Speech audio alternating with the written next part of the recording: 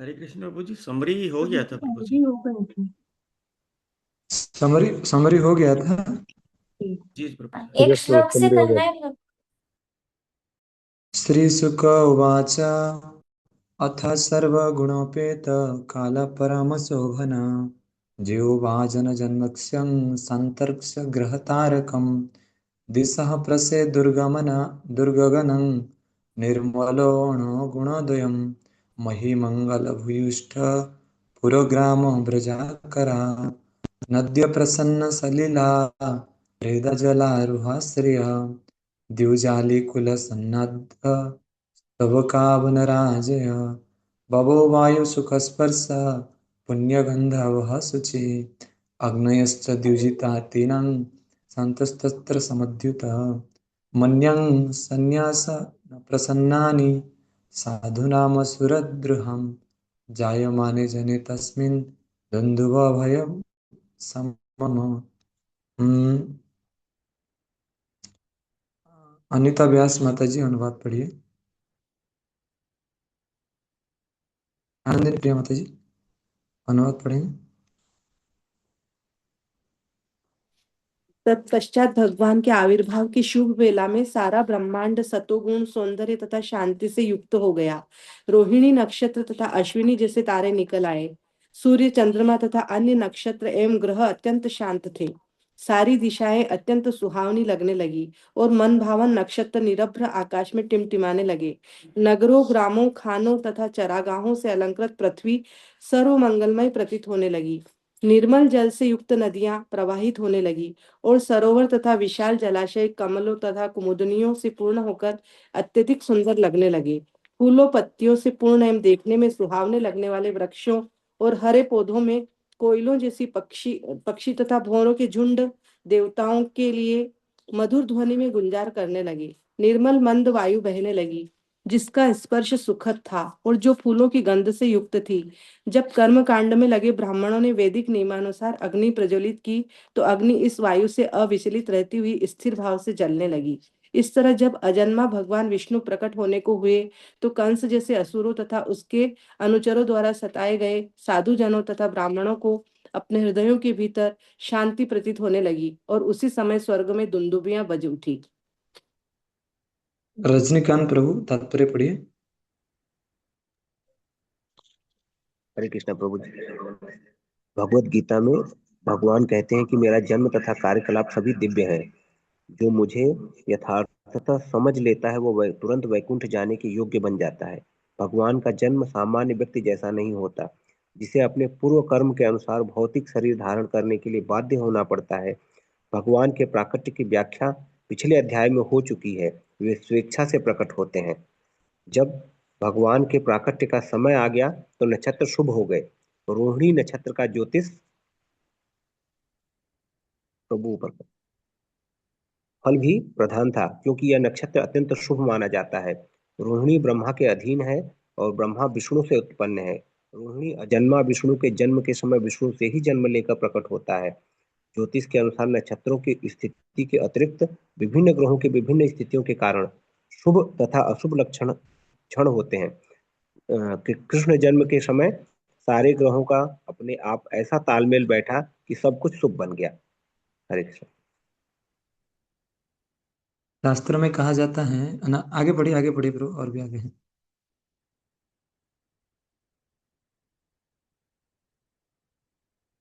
रघुवीर प्रभु पढ़िए, रघुवीर प्रभु।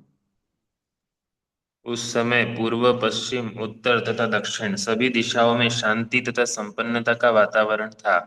आकाश में शुभ नक्षत्र दिख रहे थे और पृथ्वी सारे नगरों ग्रामों या चरागाहों में तथा हर प्राणी के मन के भीतर सौभाग्य के लक्षण प्रकट हो रहे थे। नदियां जल से पूर्ण थी और सरोवर सुंदर कमलों से सुशोभित थे। जंगल सुंदर पक्षियों तथा मोरों से पूर्ण थे। जंगल के सारे पक्षी मधुर ध्वनि गाने लगे और मोर मोरनियों के साथ नाचने लगे। सुखद मंद वायु विभिन्न फूलों की गंध लेकर प्रवाहित होने लगी, जिसका स्पर्श अत्यंत सुखद था। अग्नि यज्ञ करने वाले ब्राह्मणों को यज्ञ करने के लिए अपने घर अत्यंत सुखद प्रतीत होने लगी। आसुरी राजाओं के उत्पात के कारण ब्राह्मणों के घरों की यज्ञ अग्नि प्राय बुझ चुकी थी, किंतु वही अब पुनः शांतिपूर्वक जलने लगी। यज्ञों पर पाबंदी लगाए जाने से ब्राह्मण मन, बुद्धि तथा कर्म से अत्यंत संतप्त थे, किंतु भगवान श्री कृष्ण के आविर्भाव के समय उनके मन स्वतः प्रसन्नता से भर उठे, क्योंकि आकाश में भगवान के प्राकट्य को घोषित करने वाली दिव्य ध्वनि जोर से सुनाई पड़ने लगी थी। कृष्ण जन्म के अवसर पर समस्त ब्रह्मांड में ऋतु परिवर्तन हो गया। यद्यपि कृष्ण भादव सितंबर मास में उत्पन्न हुए थे, किंतु ऐसा लग रहा था मानो वसंत हो। वायुमंडल शीतल था और नदियां तथा जलाशय ऐसे लग रहे थे मानो शरद ऋतु हो। कमल तथा कुमुदिनियां दिन में खिलती है, किंतु जब भगवान श्री कृष्ण प्रकट हुए तो आधी रात में भी वे खिली थी और सुगंधित वायु बह रही थी। कंस के उत्पातों के कारण सारे वैदिक कर्मकांड बंद हो चुके थे। ब्राह्मण तथा साधुगण शांत चित्त होकर वैदिक अनुष्ठान नहीं कर पा रहे थे, किंतु अब वे ब्राह्मण बिना उत्पात के दैनिक अनुष्ठान करके अत्यंत प्रसन्न थे। असुरों का कार्य है सुरों, भक्तों तथा ब्राह्मणों को सताना, किंतु भगवान श्री कृष्ण के आविर्भाव के समय ये भक्त तथा ब्राह्मण व्यवधान रहित थे। हरे कृष्ण। तो जब भगवान ये जगत में खुद को प्रकट करते हैं खुद की इच्छा से, ऐसा नहीं है कि किसी के द्वारा फोर्स होके भगवान इस जगत में आते हैं। निज कर्मणि, भगवान खुद के कर्म कर्म उनको ग्रसित नहीं कर सकता। भगवान खुद के गुण को लेके आते हैं, निर्गुण है भगवान। और जब भगवान आते हैं तो सारा जगत भगवान के अनुकूल बन जाता है। जैसे एक छोटा सा एग्जांपल से आप सब लोग समझ सकते हैं। प्राइम मिनिस्टर जब उज्जैन को आते हैं तो उज्जैन के नियम कानून प्राइम मिनिस्टर के हिसाब से होता है, ना कि प्राइम मिनिस्टर को भी उज्जैन के नियम को फॉलो करना पड़ेगा, है ना। तो अभी उसी प्रकार से जब भगवान इस जगत को आते हैं तो पूरा धरित्री का व्यवस्था, ये प्रकृति का नियम भगवान गीता में बताते हैं। मया दक्षिण प्रकृति सूयते स चराचरम हेतु नानेन कौन्तेय जगत विपरिवर्तते। हे अर्जुन, मेरे वजह से पूरा जगत कार्यरत है, हाँ? जब भगवान इस जगत को आते हैं तो जगत भगवान के अनुकूल हो जाता है। इससे हम एक चीज शिक्षा ले सकते हैं, जरूरी नहीं कि भगवान का व्यक्तिगत प्रकट होना सिर्फ भगवान का प्रकट है। भगवान उनके आदेश के अनुसार प्रकट होते हैं, भगवान उनके प्रतिनिधि के अनुसार प्रकट होते हैं, भगवान उनके कीर्तन के माध्यम से प्रकट होते हैं। आप जस्ट विचार करके देखिए। मैं तो इस बात का गवाह हूं कि एक बार प्रभुपाद ऑस्ट्रेलिया ना कहीं पे थे, तो बहुत दिन से वहां पे बारिश नहीं हो रहा था। तो प्रभुपाद जी बोले कि जस्ट लेट डू कीर्तन, कीर्तन करते हैं। और जैसे ही प्रभुपाद ने कीर्तन करना शुरुआत की तो कुछ ही समय में देखने लगा कि पूरा बादल घेर गया आकाश को और कुछ ही समय में बारिश होने लगा। तो तो हम लोग इस्कॉन के माध्यम से और संकीर्तन के आंदोलन के माध्यम से देख सकते हैं कि एक शुद्ध भक्त का रहने से भी पूरा जगत शुद्ध भक्ति के अनुकूल हो जाता है। क्या कभी कोई व्यक्ति सोच सकता है ऐसा कि विदेशी लोग भक्त बनेंगे? आज तो वैसा हो गया कि कोई व्यक्ति पेड़ को भगवान मान रहा है, कोई व्यक्ति किसको भगवान मान रहा है, और उसको हमने तिलक पहना के बता दिया भक्त है। परंतु जस्ट इमेजिन करके देखिए, जो लोग म्लेच्छ थे ना, जो लोग भगवान का क शब्द भी नहीं जानते थे, भगवान का र शब्द भी नहीं जानते थे, वैसे म्लेच्छ लोग को हम लोग कल डिस्कशन इस टॉपिक में कर रहे थे, वैसे म्लेच्छ लोग को प्रभुपाद ने भक्त बनाया। और आप इमेजिन करके देखिए, मतलब भक्ति सिद्धांत, मैंने कल एक चीज पढ़ रहा था, वहां पे प्रभुपाद जी का एक प्रिय शिष्य है, शीतला माता जी हैं। तो शीतला माता जी मायापुर भक्ति सिद्धांत सरस्वती की समाधि मंदिर हैं, जो प्रभुपाद जी के गुरुदेव हैं। तो उनके समाधि मंदिर पे प्रवचन दे रहे थे, तो आधा प्रवचन दे के रुक गए। रुकने के बाद वो जोर से रोने लगे, तो इमोशनल हो गए बहुत ज़्यादा। तो इमोशनल हो गए, भक्त लोग उनको पूछते हैं कि माता जी क्या हो गया? तो माता जी उत्तर देते हैं कि देखिए, प्रभुपाद जी का जो भक्ति सिद्धांत सरस्वती जो चाहते थे कि म्लेच्छ भक्त बने, यवन भक्त बने, तो मेरे जैसे एक म्लेच्छ जो अमेरिका की धरित्री पे जिसका जन्म हुआ, वो आज माला करके भक्ति सिद्धांत सरस्वती स्वामी ठाकुर के समाधि पे आके प्रवचन दे रहा है। मतलब इससे बड़ी चीज क्या हो सकती है? हम यहाँ पे भगवान की प्राकट्य को देख रहे हैं, पूरा जगत अनुकूल हो गया, ब्राह्मणों की महिमा बढ़ गई, भक्त का अनुकूल व्यवस्था बढ़ गई, सारा दुनिया भगवान की व्यवस्था को स्वीकार करने लगा है। उसी प्रकार श्रील प्रभुपाद जी कहते थे, यदि सच में कोई व्यक्ति श्रील प्रभुपाद जी के दिया गया नियम को पालन करेगा, ऑटोमेटिकली उसके जीवन में एक अलग सा आनंद महसूस होगा। और ये सबको पता है। आप लोग डेली बेसिस में भगवान के नाम को जप करते हैं, भागवत का श्रवण करते हैं। आपके लिए भी जो समय है, बाहर लोग के लिए भी वही समय है। आपके लिए भी जो परिस्थिति है, बाहर लोग के लिए भी वही परिस्थिति है। इसीलिए आप लोग यदि स्मरण करोगे, जब समुद्र मंथन की लीला हुई थी, तब देवता और असुर दोनों सेम कैटेगरी में थे। एवं सुर समदेश काले, एक time, place, circumstances, oppose, ambition, activities दोनों के लिए समान था। देवता के लिए भी सेम था, असुर के लिए भी सेम था। परंतु देवता अजित आश्रय के अंडर में थे, वो भगवान के आश्रय में थे। परंतु जो असुर हैं वो भगवान के आश्रय में नहीं थे। इसीलिए हमेशा, अभी तो जस्ट शुरुआत हो रहा है भगवान का, मतलब भगवान अभी आए नहीं, जस्ट शुरुआत हो रहा है, तब नक्षत्र एक साथ में आ गया। जब चैतन्य महाप्रभु का प्रकट हुआ था, कहते हैं कि हरि हरि बोले सब आनंदित हैया, जन्मिला चैतन्य प्रभु नाम जन्माइया।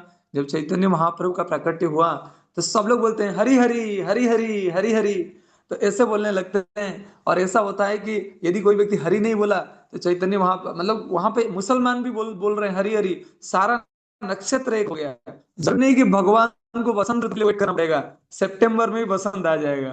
तो कहने की तात्पर्य है कि जब भक्त के जीवन में भगवान का अनुभव का प्राकट्य होता है, भक्तों को जरूरी नहीं कि भगवान को देखने की आवश्यकता है, जो भगवान दिखने का अनुभव है भक्त को इमीडिएटली उसको प्राप्त कर सकता है। इसीलिए हमेशा प्रहलाद महाराज को स्मरण करना चाहिए। हमारा भक्ति का जीवन प्रहलाद महाराज की तरह है, हमेशा भगवान का नाम को लेना चाहिए। हरे कृष्णा कृष्णा कृष्णा हरे हरे, हरे राम राम राम हरे हरे। यदि हमारा नाम के प्रति रुचि बढ़ेगा तो 100% हम भगवान को हमेशा याद रख सकते हैं। जगु किन्नर गंधर्वा सौष्ठुभु सिद्ध चारणा, विद्याधर्यश्च ननृतु रसपुरी भी समंग मुदा। प्रमोदानंद प्रभु जी अनुवाद पढ़िए।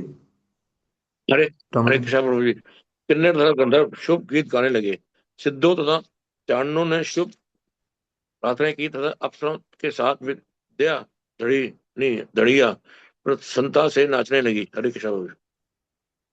सत्य व्रतम सत्य परम त्रिसत्यम, अरे भगवान सत्यों के भी सत्य हैं। जब वो वचन दिए हैं तब उनको आना ही है।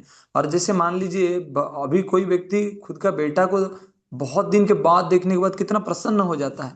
अभी देवताओं के प्रति इतना अन्याय हो गया और सारा धरित्री, अभी सारा सारा लोग, सारा प्रजा रो रहे हैं। अभी जब भगवान का प्राकट्य हो गया, कितना कितना खुशी के माहौल है। सिर्फ पृथ्वी का लोग हंस नहीं रहे हैं, सिर्फ पृथ्वी का लोग खुशियां मना नहीं रहे हैं। विद्याधर, चारण, गंधर्व, अप्सराएं, सिद्ध इत्यादि सब लोग नाचने लगे। ये हमारा जीवन की भी बात है। जब हम कुछ कुछ कुछ कुछ अंश मात्र भक्ति को महसूस कर पाते हैं, कुछ अंश मात्र भक्ति को अनुभव कर पाते हैं, एक अलग सा आनंद हमारा जीवन में प्रकाशित होने लगता है। और जैसे ही हम उस भक्ति को और वो अनुभव को खो देते हैं तो ऑटोमेटिकली हमारा जीवन में फिर से निराशमय जीवन हमको व्यतीत करना होता है। इसलिए हमेशा एक शिष्य का जीवन में गुरु का स्मरण होना बहुत जरूरी है। मुमुर्चु मुनयो देवा सुमनंसि मुदान्युता, मंद मंद जलधरा जगजुरो नुसागरम, निशिथो तम उद्धूते जायमाने जनार्दने, देवक्यां देवरूपिण्यां विष्णु सर्वगुहाशय, आविरा सिद्धत्या प्राच्यां दिशांदोरिव पुष्फल। किरण माता जी पढ़िए अनुवाद। हरे कृष्णा। देवताओं तथा महान साधु पुरुष ने प्रसन्न होकर फूल की वर्षा की और आकाश में बादल उमड़ आए तथा मंदिर मंद स्वर से गरजने लगे। मन प्रसन्न की लहरें की ध्वनि हो, जब तब हर हृदय में स्थित पूर्ण पुरुषोत्तम भगवान श्री विष्णु रात्रि के गहन अंधकार में देवताओं के हृदय में उसी तरह प्रकट हुए जिसी तरह पूर्व क्षितिज में पूर्ण चंद्रमा उदय हुआ हो, क्योंकि देवता भगवान देवकी भगवान श्री कृष्ण की ही कोटि की थी। हरे कृष्णा। आप कैसे इसको वर्णन किया जा सकता है, जब पूरा दुनिया ही कंसर इत्यादि असुरों के द्वारा भय से भयभीत है, तब भगवान एक प्रकाश के रूप में उनके जीवन में आते हैं। पूरा अंधकारमय जगत में जब भगवान के प्रकाश आता है तो लोग अलग से आनंद उठा रहे हैं, मतलब अभी हमारा रक्षा होगा। और भगवान एक्चुअली भक्तों को रक्षा करने के लिए तो आना भगवान का जीवन का मतलब भगवान का प्राकट्य होने का तो लक्ष्य है ही, परंतु उनका सर्वोत्तम लक्ष्य ये है कि भगवान भक्तों के बीच में जो लीला करेंगे उसको स्मरण करके कई युग तक उस लीलाओं को स्मरण करके लोग उद्धार हो जाएंगे। विपिन प्रभु पढ़िए तात्पर्य।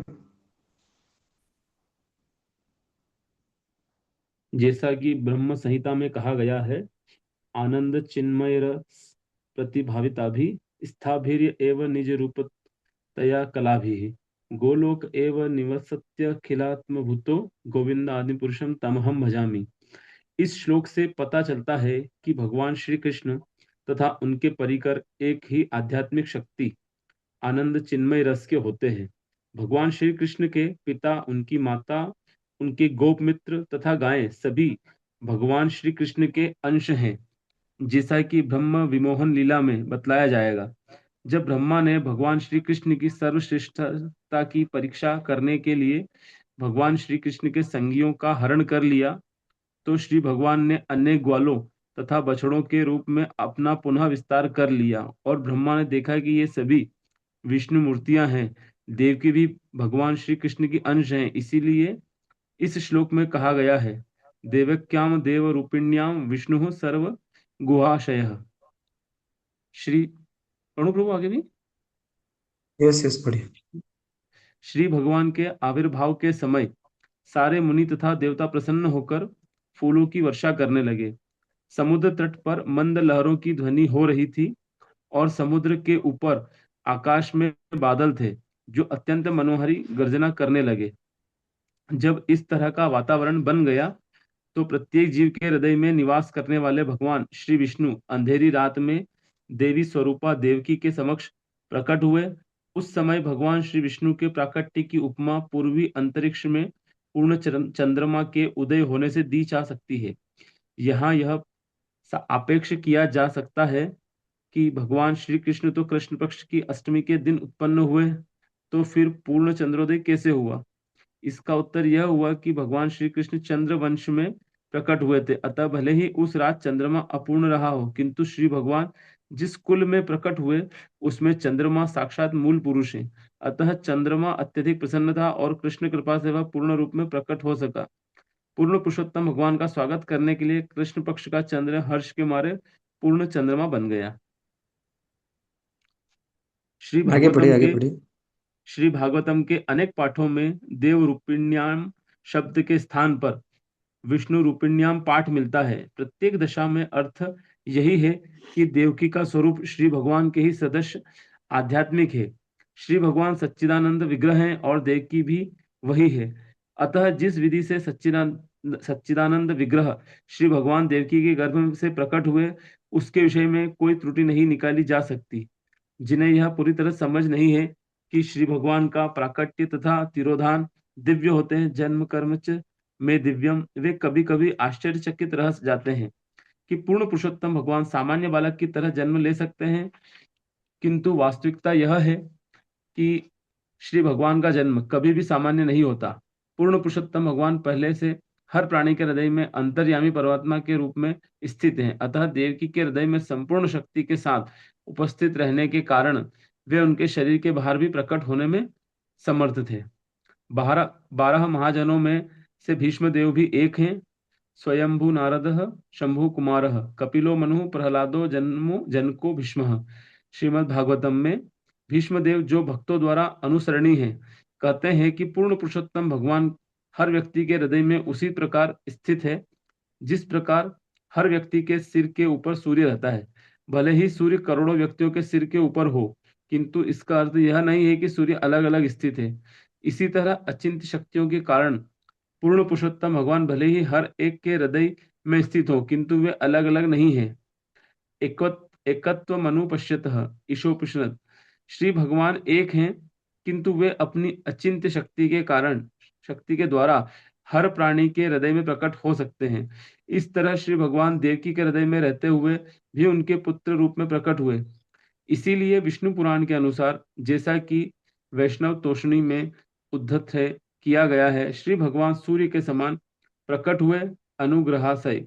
ब्रह्म संहिता पुष्टि करती है कि श्री भगवान प्रत्येक परमाणु के भीतर भी स्थित है।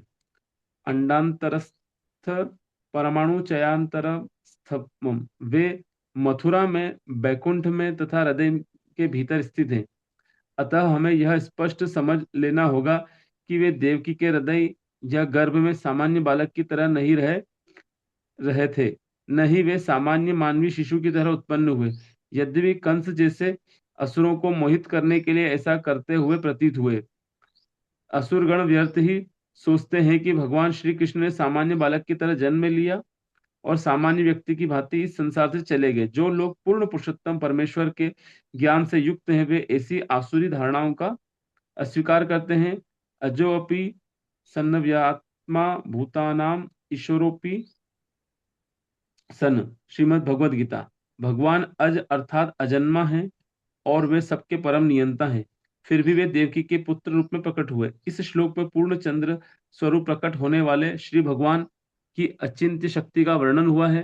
श्री भगवान के आविर्भाव की विशिष्ट महत्ता को समझते हुए श्री भगवान को कभी भी सामान्य बालक की तरह जन्म लेते नहीं मानना चाहिए। एक्चुअली कई बार ऐसा होता है कि असुर लोग या फिर नास्तिक लोग इस प्रकार सोचते हैं कि भगवान जन्म लिए तो भगवान भगवान नहीं रह गए, या फिर भगवान जब थे इस जगत में तो बड़े बलशाली थे इसलिए वो भगवान थे। जब उनका मतलब देह उन्होंने छोड़ दिया तो अभी वो भगवान नहीं रहे, भगवान चले गए। तो कई कई धारणाएं से नास्तिक लोग इस प्रकार समझते हैं। और उनका सबसे बड़ा चीज क्या है, प्रभुपाद जी बताते हैं कि नास्तिक लोग खुद को भगवान मानते हैं। मतलब उनको कहना है, जैसे अभी बड़े बड़े बड़े महाराज या फिर जो बाबा जी को ऐसे पूछा गया कि ब्रह्म और परमात्मा में अंतर क्या है, तो वो बोलते हैं कि ब्रह्म और परमात्मा के बीच में एक पर्दा है, ये शरीर और पर्दा है। और जैसे ब्रह्म ये पर्दा हट जाएगा तो ब्रह्म परमात्मा मिल जाएगा, एक ही हो जाएंगे वो। तो प्रभुपाद जी इसका हमेशा विरोध किए, बोले कि आत्मा कभी परमात्मा नहीं बन सकता है, कभी आत्मा भगवान नहीं बन सकता है। भगवान का दास है, जीवर स्वरूप है कृष्ण नित्य दास। क्योंकि ये संज्ञा ही लोग को पता नहीं है, तो इसलिए कई बार लोग विचलित होते हैं। जरूरी नहीं कि भगवान यदि देवकी का गर्भ में आ गए तो भगवान नष्ट हो गए या फिर भगवान का अस्तित्व खत्म हो गया। वो ये हमारा स्थिति होता है कि हम एक घर में हैं तो दूसरे घर को जाते हैं तो हम जो घर में थे वो घर से बाहर निकल गए, परंतु भगवान ऐसे नहीं है। ना पूर्णमिदम, जो भगवान पूर्ण है, पूर्ण वेवा वशिष्यते, जब संसार खत्म हो जाता है वो भी पूर्ण रहते हैं। तो इसीलिए भक्तों को हमेशा ये चीज सोचने की आवश्यकता है और ग्रहण कर। कई बार भक्त लोग डाउट में रहते हैं, अरे भगवान ने जगत को जन्म दिए, जब ये सृष्टि खत्म हो जाएगा तब कौन रहेगा? तो भगवान कहते हैं मैं रहूंगा। सत्यव्रतम सत्य परम त्रिसत्यम सत्यस्य योनिम निहितम च सत्ये सत्यस्य सत्यम ऋत सत्य नेत्रम सत्यात्मकम तम शरणम प्रपन्ने। जो जगत खत्म होने के बाद भी जो सत्य वस्तु इस जगत में रह जाता है वो भगवान है। तो मतलब इस तात्पर्य को इतना बड़ा करने की कारण क्या है? प्रभुपाद जी क्यों इस तात्पर्य को बड़ा किए? इस तात्पर्य को बड़ा करने के कारण है कि जो भगवान अजन्मा है वो भगवान जन्म लेते हैं। जो भगवान सभी का हृदय में रहते हैं वो एक व्यक्ति को चूज करते हैं। मतलब कहने की तात्पर्य है कि भगवान की अस्तित्व कोई मनुष्य के जन्म लेने पे खत्म नहीं हो जाता, बल्कि उनकी महिमा को वो भक्तों के बारे में जो लीलाएं करते हैं तो उनकी महिमा और बढ़ जाता है। शास्त्रों में कहा जाता है यस्य श्रवण मात्रेण जन्म संसार बंधनात् विमुच्यते नमस्तस्मै विष्णवे प्रभो विष्णवे नमः। कि जिसको स्मरण करने से ये जगत की सारा जन्म और बंधन कट जाता है, तो इसलिए भगवान जन्म लेते हैं, नहीं तो उनको कोई जन्म लेने की जरूरत नहीं। कई बार ये प्रश्न हो सकता है, गुरु हमको इतना क्यों खींचते हैं, इतना क्यों खींचते हैं? गुरु को जरूरत नहीं तुमको खींचने का, अभी तुम गिरे हुए हो इसलिए गुरु खींच रहे हैं। तो कई बार ऐसा लगता है कि मतलब भगवान इतना क्यों कर रहे हैं? अरे हम दुविधा में हैं। तो हमेशा इस प्रकार से भक्तों को सोचना चाहिए। इसको कहा गया है असुर मोह लीला। कई बार असुरों को मोहित करने के लिए इस प्रकार लीलाएं भगवान करते हैं। तमद्भुतं बालकमुञ्जक्षेणं चतुर्भुजं शंख गदाद्युधं श्रीवत्सलक्ष्मं गलशोभिकौस्तुभं पीताम्बरं सान्द्रपयोधसौभगं महाहर्वेदो किरीटकुण्डल त्युषा परिसुक्त सहस्रकुन्तलम् उद्यम कांचद अंक अणादिभिर विरोचमान वसुदेव ईक्षित। हंसराज प्रभु अनुवाद पढ़िए। हरे कृष्णा प्रभु जी। तब वसुदेव ने उस नवजात शिशु को देखा जिसकी अद्भुत आंखें कमल जैसी थी और जो अपने चारों हाथों में शंख चक्र गदा तथा पद्म चार आयुध धारण किए थे। उनके वक्ष स्थल पर श्रीवत्स का चिन्ह था। उनके गले में चमकीला कौस्तुभ मणि था। वे पीताम्बर धारण किए थे। उनका शरीर श्याम घने बादल की तरह, उनके बिखरे बाल बड़े बड़े तथा उनका मुकुट और कुंडल असाधारण तौर पर चमकते वैदूर्य मणि के थे। वे करधनी, बाजूबंद, कंगन तथा अन्य आभूषणों से अलंकृत होने के कारण अत्यंत अद्भुत लग रहे थे। हरे कृष्णा प्रभु जी, धन्यवाद प्रणाम। कितना सुंदर रूप है। और प्रभुपाद जी इसलिए बहुत गुस्सा होते थे कि कैसे व्यक्ति भगवान को निराकार मान सकता है। हाँ, ये निराकार भगवान है, परंतु भगवान का शरीर निराकार नहीं है। भगवान का शरीर सच्चिदानंदमय है। भगवान का शरीर से जो आभा निकलती है वो निराकार है। लाइट बल्ब निराकार नहीं है, लाइट निराकार है। सूर्य निराकार नहीं है, सूर्य प्रकाश निराकार है ना। ट्रेन निराकार नहीं है, ट्रेन का लाइट निराकार है। तो कहने की तात्पर्य यह है कि हमको इस चीज को समझने, जो जो भगवान इतने सुंदर है। यस्याननम मकर कुंडल चारु कर्णम, जिनका कान मगरमच्छ की तरह सुंदर है। मतलब कई बार मगरमच्छ को भी लगता है देखो देखो मेरे ही जैसे कोई देखने वाले हैं। मोर को लगता है देखो मेरे ही जैसे कोई नाचने वाले हैं। मतलब कैसे, मतलब हर व्यक्ति को ऐसा लगता है कि भगवान मेरे ही जैसा है। तो उस भगवान को कोई व्यक्ति बोल रहा है उनका आकार ही नहीं है, तो प्रभुपाद जी इसलिए नाराज होते थे। मीनू माता जी तात्पर्य पढ़िए। तात्पर्य अद्भुतम शब्द के समर्थन में नवजात शिशु के अलंकरण तथा ऐश्वर्य का वर्णन हुआ है। ब्रह्म संहिता में पुष्टि हुई है कि ब्रह्मवत संसित अम्बुजत सुंदरम, भगवान का सुंदर स्वरूप श्याम रंग के घने बादलों जैसा असित श्याम तथा अम्बुत बादल है। चतुर्भुज शब्द से स्पष्ट है कि कृष्ण पहले 4 हाथों सहित भगवान विष्णु के रूप में प्रकट हुए। मानव समाज में कोई भी सामान्य शिशु आज तक 4 हाथों वाला उत्पन्न नहीं हुआ। और क्या पूरी तरह बड़े बालों से युक्त कभी कोई शिशु उत्पन्न हुआ है? इसलिए भगवान का अवतरण सामान्य शिशु के जन्म से सर्वथा भिन्न है। वैद्युमणि कभी नीला कभी पीला तो कभी लाल दिखता है और वैकुंठ लोक में उपलब्ध है। भगवान का मुकुट तथा कुंडल इसी विशेष मणि से अलंकृत थे। यदि भगवान जब जन्म हुए तो वो मार्केट में मिल जाता सामान, तो मान लेते भगवान नहीं है। भगवान वैकुंठ के मार्केट से लेके आए हैं, हमारे कोई फ्रीगंज मार्केट से नहीं। तो तो इसलिए हमको कोई भी चीज, भक्तों का जीवन में एक ही मात्र तो आश्रय है। यदि भक्त ही भगवान को विश्वास करना छोड़ देगा तो धरित्री खाना ही नहीं देगा। कई बार आज आज आज हम संसार की स्थिति को देखते हैं। कितने कितने देश देश के अंदर फाइटिंग चल रहा है, क्या क्या हो रहा है। सिर्फ इंद्रिय तृप्ति, अरे ये मेरा है। आप सब लोगों ने एक स्टोरी सुना होगा कि एक बार एक एक जो जंगली कुत्ता था, एक मांस को पकड़ा था और वो मांस को पकड़ के जा रहा था। बीच में एक ब्रिज आया और ब्रिज में वो मांस को पकड़ा था और नीचे देखा पानी के अंदर, तो पानी में एक कुत्ता और दिखने लगा और वो भी मांस को पकड़ा था। तो ये कुत्ता जो है ये बड़ा चमक गया। मतलब ऐसे कैसे हो सकता है कि मतलब मैं भी जैसा हूँ वो भी ऐसा है और उसके मुंह में भी मांस है। तो कुत्ता बोला ऐसा नहीं हो सकता, जो मेरा पास है उसके पास नहीं हो सकता, है ना। तो फिर कुत्ता उसको आवाज दिया, मतलब जो कुत्ता का आवाज होता है मुझे तो पता नहीं। तो वो आवाज दिया, जैसे ही आवाज दिया उसकी मांस वो पानी में गिर गया। तो वैसा ही होता है, आज दुनिया के लोग भगवान में रुचि रखना नहीं चाहते, भगवान में आनंद लेना नहीं चाहते। जो मांस को पकड़ते हैं, जो भी थोड़ा धन रहता है वो धन खत्म हो जाता है, घर वाले निकाल देते हैं। और युधिष्ठिर महाराज को तो ये प्रश्न पूछा गया कि क्या ऐसा कारण है कि हाथी का क्या ऐसा कारण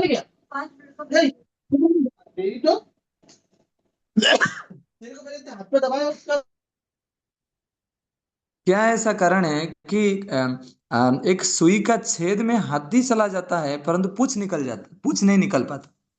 एक सुई का छेद में हाथी निकल जाता है, हाथी का पूरा शरीर निकल जाता है परंतु पूंछ नहीं निकल पाता। कौन बता पाएगा आंसर, बताइए। आसक्ति। एक उसमें आसक्ति और एक क्लास में सुना था प्रभु जी कि जो इंद्रिय तृप्ति के लिए इंसान मतलब अपने धन संपत्ति को खर्च कर सकता है पूरी तरीके से, लेकिन अगर धर्म की जगह या अच्छे काम में अगर उसको खर्च करना होगा तो वो नहीं करेगा, मतलब वो कहेगा मेरे पास कुछ बचा ही नहीं है। हाँ, वेरी नाइस वेरी नाइस। ये कलयुग में ना लोग इतना इंद्रिय तृप्ति में रम जाते हैं, रमन्ते योगिन अनंते। यहाँ पे रमन्ते इंद्रिय तृप्ति अनंते। यहाँ पे इतना इंद्रिय तृप्ति में व्यक्ति रम रहा है, हाथी जैसे उसके पास टाइम है। उसको पूछो सिनेमा देखने के लिए जाना है ना जाना है, उसको बोलो बताओ इधर जाना है ना जाना है, उधर जाना है ना जाना है, भगवान के लिए थोड़ा समय देना ना समय नहीं है। यहाँ पे पूछ पूछ अटक जाता है। पूरा हाथी हाथी जो है वो छेद सुई का छेद में निकल जाता है, पूछ इधर अटक जाता है। ऐसे व्यक्ति को कैसे सुख मिलेगा? मतिर्न कृष्णे परत सतवा मिथा विपद्यत ग्रह व्रताणाम अदांत गोभीर विसतम तमिश्रम पुनः पुनः सर्वित चर्वणानाम। प्रहलाद महाराज पिताजी को कहते हैं, पिताजी मतिर्न कृष्णे परत सतवा, आपको कोई बताते यदि मैं भी बताऊंगा आपका जीवन में कभी कृष्ण आएंगे भी नहीं। जो व्यक्ति इंद्रिय तृप्ति को उसका जीवन का लक्ष्य माना है उसको कृष्ण कैसे मिलेंगे? इसलिए बारंबार हम लोग बहुत भाग्यशाली हैं, हमको भगवान के लीलाओं के बारे में सुनने को मिल रहा है, भगवान के लीलाओं को पढ़ने को मिल रहा है। तो इसीलिए हमको बारंबार इस चीज को स्मरण करना चाहिए और यही एकमात्र भक्त का जीवन का आश्रय होना चाहिए। भागवत तो भगवान की लीलाओं को और विस्तृत रूप से वर्णन करेगा। अभी 90 चैप्टर है, 90 चैप्टर है 10th के दसम स्कंध का। यदि हम डेली बेसिस में इसको अध्ययन करें, स्मरण करें, कहते हैं कि सदा सेव्या श्रीमद् भागवती कथा यस्य श्रवण मात्रेण हरिश्चित्त समाश्रयत। कि भगवान यदि कोई व्यक्ति जस्ट आदर के सहित इस भागवत को सुनने का प्रयास भी करता है कि चलो आज कुछ नहीं, मैं कुछ भी समझ नहीं पाऊंगा, जस्ट सुन लेता हूं इस भागवत को, तो क्या होगा? हरिश्चित्त समाश्रयत, हरि उसका हृदय में आ जाएंगे। तुम्हारा हृदय सदा गोविंद विश्राम ना, वो व्यक्ति ऑटोमेटिकली वैष्णव बन जाएगा। उस व्यक्ति के लिए ऑटोमेटिकली भगवान के लिए लालच हो जाएगा कि कृष्ण कहाँ है, कृष्ण कहाँ है। वो भागवत के पेज में दिखेगा कि कृष्ण यहाँ है। जो चैतन्य महाप्रभु हमको दे के गए वो श्रीमद् भागवत हमको डेली पाठ करें, इतना आनंद और कहाँ मिलेगा? मुझे तो समझ में नहीं आता है। हाँ, और एक लास्ट स्टोरी बता के, मैंने शायद यहाँ पे बताया था कि नहीं बताया था मुझे पता नहीं। एक बार एक प्रभु जी, मैं आप सभी को इस स्टोरी को थोड़ा ध्यान पूर्वक सुन लीजिए, क्योंकि पता नहीं आज आपने क्लास में जो पढ़ा होगा उसको आपने याद रखोगे काल तक कि नहीं मुझे पता नहीं। पर जस्ट भागवत के बारे में एक चीज बताता हूँ, क्योंकि कई बार डिवोटी लोग मिस कर देते हैं क्लास को, तो ये क्लास कितना जरूरी है। जैसे एक बार एक प्रभु जी साउथ इंडिया गए थे, उनको कार्तिक महीना में एक क्लास देना था ओल्ड एज होम में, मतलब जहाँ पे वृद्धाश्रम है, जहाँ पे मतलब जो घर बार से निकल जाते हैं, जहाँ पे रहते हैं, ओल्ड एज होम में क्लास देना था। तो प्रभु जी अंदर गए और अंदर जा गए तो वहां पे देख रहे हैं, अरे ये तो ओल्ड एज होम नहीं, यहाँ पे स्विमिंग पूल भी है, जिम सेंटर भी है, मेडिकल शॉप्स भी हैं, बहुत बड़े बड़े जगह है। तो उन्होंने एक दृश्य को देखा कि एक कपल जो है वो हाथ पकड़ के जा रहे थे। उनका एक का उम्र था 70, एक का उम्र था 75। तो वो प्रभु जी बोलते हैं कि अभी भी हाथ पकड़ने की इच्छा है क्या? तो तो वो कपल कहते हैं देखिए पहले हम हाथ पकड़ रहे थे प्रेम से, अभी हाथ पकड़ रहे हैं कहीं दोनों गिर ना जाए, इसलिए हाथ पकड़ के रखें। उसके बाद फिर इनका शाम को कक्षा था, भागवतम की कक्षा था, दामोदर के ऊपर उनको बोलना था। तो कार्तिक महीना के समय था, तो उन्होंने इवनिंग मतलब संध्या समय में उन्होंने कक्षा दी। और कक्षा देते समय उन्होंने यशोदा मैया का वर्णन करना स्टार्ट किया कि एकदा गृहदासीसु यशोदानंद गेहिनी। जैसे 2 लाइन बताए तो वो जो ऑडियंस थे उन्होंने और 4 लाइन पहले आगे बता दी। अरे ये बड़ा आश्चर्य हो गया, अरे ऐसे कैसे हो गया? मैं तो दसम स्कंद का 9वां चैप्टर पढ़ रहा हूँ, अभी दसम स्कंद का 3रे चैप्टर में अभी हैं। वो दसम स्कंद का 9वें चैप्टर का वर्णन कर रहे थे, और देखे कि जो ऑडियंस थे वो पहले ही सारा श्लोक को रिसाइटेशन करने लगे। तो ये प्रभु जी पूछे कि आपको आपको सिखाया कौन इतना? बोल रहे हैं कि हम लोग पिछले 15 साल से डेली बेसिस में भागवतम का पाठ कर रहे हैं। बोले तुम्हारा गुरु कौन है ना? उन्होंने एक इशारा दिया कि ये हमारे गुरु हैं और ये हमारे गुरु माता है। तो गुरु माता और गुरु को जाके पूछे, उनका उम्र था, गुरु जी का उम्र था 83 और गुरु माता का उम्र था 80। तो बोलते हैं कि आप कब से भागवतम पढ़ रहे हैं?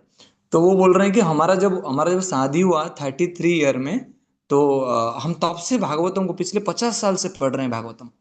तो अच्छा, तो मतलब आप लोग कैसे पढ़ रहे हैं? बोले हम 5 घंटा डेली भागवतम पढ़ते हैं, सुबह 8 बजे से लेके दोपहर 12 बजे तक।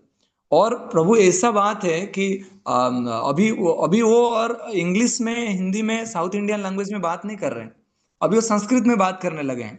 अभी वो अनुवाद नहीं पढ़ रहे हैं, अभी वो संस्कृत का श्लोक पढ़ने लगे हैं। अभी वो हर एक एकादशी वो अभी डेली बेसिस में 12 चैप्टर खत्म कर लेते हैं दोनों मिलके। सुबह 8 से 8 बजे बैठते हैं, दोपहर 12 बजे तक 12 चैप्टर खत्म कर लेते हैं। और 12 चैप्टर खत्म करने के बाद दोपहर 12 बजे खाना खाते हैं, शाम को उनका क्लास रहता है। अभी हर एक एकादशी से पहले 15 दिन में उनका 335 चैप्टर कंप्लीट हो जाता है भागवतम का। और एक महीना में 2 बार भागवतम को कंप्लीट कर लेते हैं। और अभी भागवतम का पूरा श्लोक उनको याद है। तो ये प्रभु जी बड़ा चक्कर खा गए बोले इस्कॉन वाले। मतलब हम लोग, हमारा हालत देखिए क्या है, हम एक श्लोक को पढ़ते हैं हमारा हालत खराब हो जाता है। इतना आसक्ति कहाँ से, कहाँ व्यक्ति, अभी अभी व्यक्ति का कुछ होगा तो भगवान स्वयं आएंगे। यदि वातादि दोषण मद्भक्त माम न च स्मरेत अहम स्मरामि मद्भक्त नयामि परमाम गतिम। यदि मेरा भक्त मुझे स्मरण नहीं कर पाएगा बात इत्यादि के दोष में, तो मैं आऊंगा, मेरा भक्तों को लेके जाऊंगा। तो मेरा सभी से निवेदन है, यदि वैकुंठ वो स्थान है जहां पे किसी का निंदा नहीं होता, वैकुंठ वो स्थान है जहां पे सबका प्रशंसा होता है, वैकुंठ वो स्थान है जहां पे भगवान का प्रशंसा होता है, भगवान का ग्लोरिफिकेशन होता है। यदि आप पूरा जीवन में सुखी रहना चाहते हैं ना, तो भागवत को सेवा करिए। और भागवत का सेवा मतलब भागवत को पढ़िए। कभी समय मिलेगा माला पास में रखिए भागवत। यदि सच में गोलोक वृंदावन जाना है, वैकुंठ जाना है, तो मतलब यदि सच में वैकुंठ जाना है, तो मैं बाहर के ये इस्कन वालों के एग्जाम्पल में नहीं दिया। एक एक महीना में 2 बार भागवतम को कंप्लीट कर रहे हैं। ये इस्कन वाले, उनको पुतना की कहानी बताए तो पुतना का पूरा श्लोक उन्होंने गा दिया, दोनों पति पत्नी। वो बोल रहे हैं अरे मुझे थोड़ा मिस कर रहा हूँ, पत्नी बोल रहा है प्रभु जी ये वाला है, ये वाला है, ये श्लोक है, ये श्लोक है। तो मतलब दोनों एक दूसरे को टिप्स दे रहे हैं कि देखो ये वाला है, संस्कृत में बात करने लगे। तो मेरा निवेदन है, कोई आश्चर्य की बात नहीं है। मैं सच बता रहा हूँ, अभी अनेक भक्त हैं जो लोग भागवतम को पढ़ के आनंद उठा रहे हैं। यदि हमको इसमें, ये गहरा सब्जेक्ट मैटर है। जैसे कोई मधु का बटल हो और उसको ऊपर से हम चाट रहे हैं, तो उसका शहद का जूस हमको नहीं मिलेगा, उसका बटल खोलना पड़ेगा, उसको पीना पड़ेगा। ठीक है, हम आधा घंटा डेली अटेंड करते हैं, कई बार हम बाध्य होके वो अटेंडेंस के तौर पे भी अटेंड करते हैं, परंतु प्लीज इसके प्रति आदर बढ़ाइए। मैं सच बता रहा हूँ, आपका एक भी समस्या बताइए और भागवतम का पेज खोल के आप पढ़िए, और 10 दिन पढ़िए भागवतम को। एक एक श्लोक 10 दिन पढ़िए, 10-10 श्लोक 10 दिन पढ़िए, एक एक अध्याय 10 दिन पढ़िए, उसके बाद आपका समस्या नहीं रहेगी। क्योंकि ये पूरा परंपरा के प्रमाण है, एताम शास्ता है परात्मनिष्ठा, ये पूरा परंपरा के प्रमाण है। यदि कोई व्यक्ति भागवतम का आश्रय लेता है, यदि कोई व्यक्ति भागवतम का को सहारा बनाता है, ये प्रति शब्दे प्रति अक्षरे नाना अर्थक है। एक एक शब्द बहुत बहुत प्रांजल रूप से कृष्ण की प्राकट्य को दर्शाते हैं। इसलिए मैं आप सभी से निवेदन कर रहा हूँ, ये कोई साधारण कक्षा नहीं है। इस कक्षा के दौरान ही हमको भगवत चिंतन होगा, भगवत भगवान का स्मरण होगा, और एक दिन फिर हम भगवान को प्राप्त कर सकते हैं। श्रीला प्रभुपाद की निताय गौर प्रेमानंद। सरी प्रभु जी, कोई प्रश्न होगा किसका तो प्रभु जी काल प्रश्न का उत्तर ले सकते हैं। हरे कृष्ण।